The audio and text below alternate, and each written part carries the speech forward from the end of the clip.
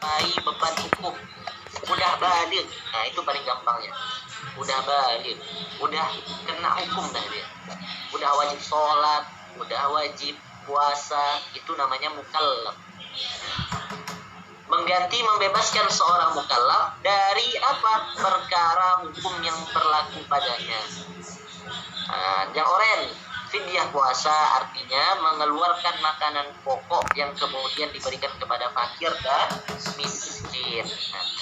Fidyah itu artinya tebusan. Kita nggak puasa, nggak juga pokok, maka harus ditebus, harus diganti rugi. Dengan cara apa? Mengeluarkan makanan pokok yang kemudian diberikan kepada fakir miskin. Itu namanya fidyah.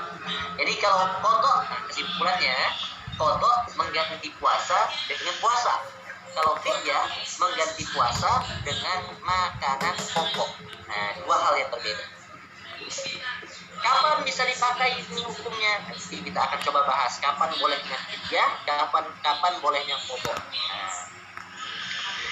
Mana dalilnya qadha? Dalam Quran surah Al-Baqarah ayat 184. Ayyaman ma'dudat, faman kana minkum maridan aw ala safarin fa'iddatun min ayyamin ukhra wa 'alal ladzina yutiqunahu fidyatun ta'amu miskin. Faman tatawwa'a khairan fahuwa khairun lahu wa an tasumu khairul lakum in kuntum ta'lamun. Puasa itu beberapa hari tertentu, kata Allah. Maka barang siapa di antara kamu, lihat, yang pertama sakit. Apabila di antara kamu punya uzur pertama sakit. Uzur kedua maridon, yang pertama, au ala safar. Uzur kedua perjalanan. Jadi yang boleh cuma sakit, perjalanan, ya. Lalu dia tidak berpuasa, maka wajib mengganti sebanyak hari dia tidak berpuasa. Dia sakit 5 hari, dia tidak puasa 5 hari, maka dia wajib mengganti puasa di bulan lain 5 hari. Itu namanya qadha. Dan bagi orang yang berat menjalankannya, nah ada orang batal puasa dia 10 hari, udah selesai puasa, dia masih nggak sanggup buat bayar puasa, lelah, capek, atau sakit gitu ya. Dia sakit, nggak sanggup dia bayar puasanya.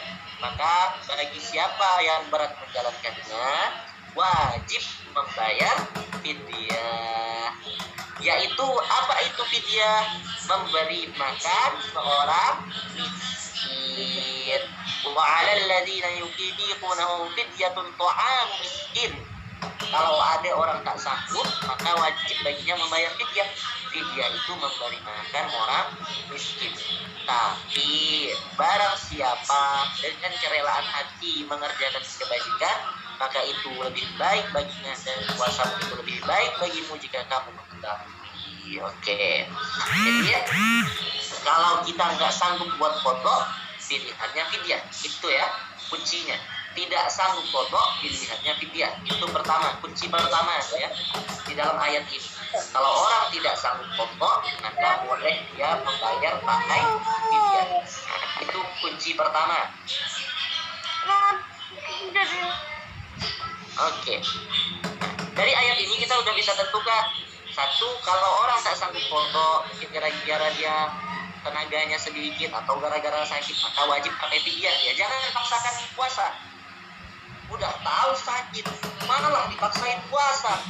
Nah itu salah. Karena ada cerita di zaman Nabi, ayah bunda.